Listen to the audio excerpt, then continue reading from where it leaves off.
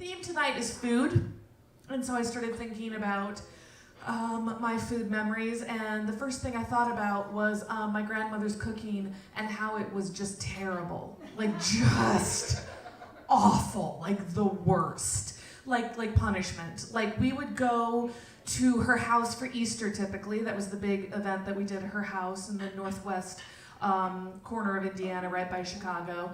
And it would be a ham, but like a ham in name only. Like it was like, I guess it's a ham, like it just sort of gave up.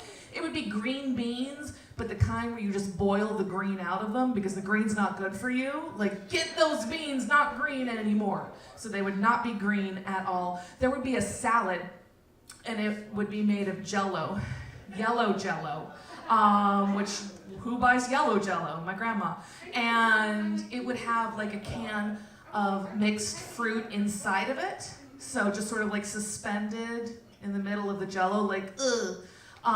And then on top of the Jell-O, there'd just be like a dollop of mayonnaise just to make everyone super uncomfortable. Just like, why?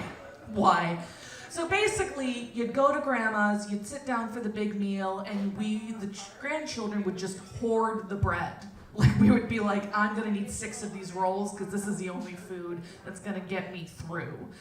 And the thing is, it was, my grandparents didn't have the best relationship with food. They thought it was fairly like utilitarian and straightforward. And even when we would go out to dinner, my grandfather was very generous and he'd be like, it's my treat, guys, let's go to the Olive Garden. I'd be like, yes. And then he would, I'd see him take the waitress aside and tell her, I need you to only bring 1 breadstick per person. That's it. And send her away. And I'd be like, what? They're free! What are you doing?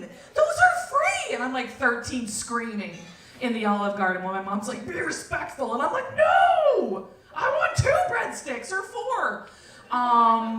But the thing is, like, food was to be, you know, it wasn't to be indulged in. He didn't want them to be wasted, because basically, had we taken a breadstick and not eaten it, he wouldn't have slept that night, is basically how it went. There was another time we were out to eat, and my grandmother decided to treat herself and ordered 1 scoop of vanilla ice cream. And I remember it was served in this sort of beautiful silver bowl, and she started eating it, and she was like, oh my, this is so good. You guys, this ice cream, I've never, oh my, whoa. And like grabs the waitress and is like, what is, this ice cream is amazing. And the waitress is like, it is Breyer's. It is legitimate Breyer's ice cream. And I was really excited. I was like, Grandma, I know where you can get that. We have it in our house. We can get you that in your house. So the next day we go to the grocery store and I'm like, Grandma, let me show you what the Breyer situation is all about. And also for context, my grandparents, at their house, they didn't have ice cream in the freezer. They had something called ice milk, which I don't know if you're aware of that, but like you make ice cream and then you take out the joy, and what you have left is ice milk. It's literally ice cream only without cream. You make it with milk and everyone's sad. So I don't even know where the hell you buy that, but they managed. So we're at the grocery store and I'm like, here's the Breyers, and she's like, $2.99? No, absolutely not. I am not gonna pay that much for joy. Nope, nope, nope, nope, nope, not gonna happen. And she was pissed and we left and she did not buy it. And I know. So them and food was sort of like a weird relationship. And then, so years later, my grandfather passed. And he had been in charge, a very typical sort of, 50s household. He'd been in charge of all of the finances and everything. And my grandmother, what she wanted to do was sell the house and move into this retirement community that was in town that all of her girlfriends were living in. Like, she just wanted to go there. But when it's like a retirement house, you can't just like rent an apartment, you have to buy a condo inside of it. And this was like a fancy schmancy, and my mom was like, well, we'll see like what the finances are. If you can afford this fancy schmancy retirement home, maybe you'll have to go to the broke ass one down the street instead, we'll just see. So she starts going through the files of just their finances and looks at everything, and then she's like, oh my God, you can buy like 4 condos, you're a millionaire. Like, you have over $1 million in your account, Mom. How? But congrats, but what?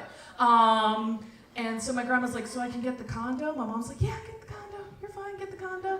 So she gets the condo, And it's nice because there they have like these like freshly like scrubbed teenagers like serving them meals in this big room with like chandeliers and white tablecloths. And I bet it's like the best she ever ate in her entire life because it was actually food with like taste in it.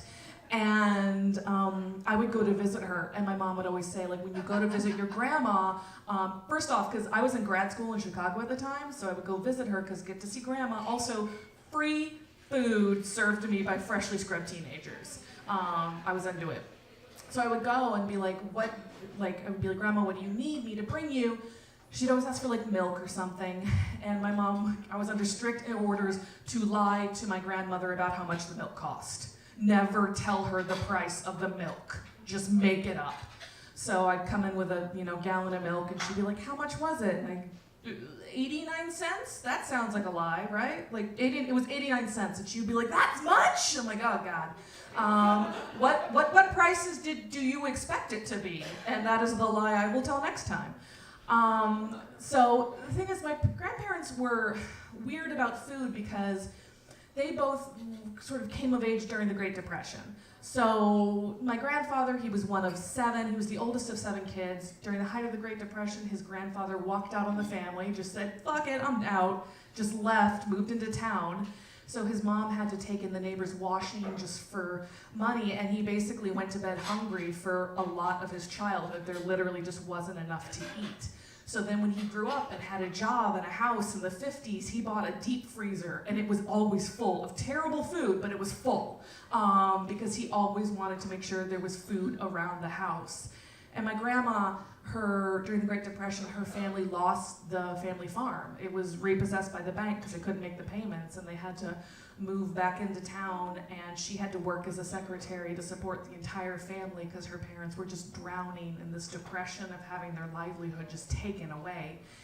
And it's like, my mom always told me that they had this phrase that my grandma would say over and over again, which was, see if I can get it right, use it up, wear it out, make it do, or do without.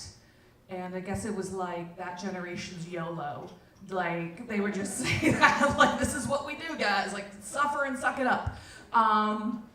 And the thing is, it's like, it was traumatic what happened to them, to the point that they're in their 80s and they won't allow themselves to enjoy Breyer's ice cream because it's just too much. But also them making all of those like millions of decisions every single year also then set them up so that after my grandfather passed, my grandmother didn't have to worry about money. Even though she still worried about money because it was like muscle memory. She would call my mom crying, like, I don't know how I'm gonna afford Christmas presents. And my mom would be like, let me walk through how you're a millionaire to you again. I'm gonna go down the list and show you the figures of all the money that you have. Like, you can buy everyone ponies, like it doesn't, or nothing, whatever. And my grandma couldn't really take it in. She would just start crying and be like, I don't know what to do with that money. And my mom would like, get them socks, we'll lie to you about milk, it's fine. Live your best life, it's fine.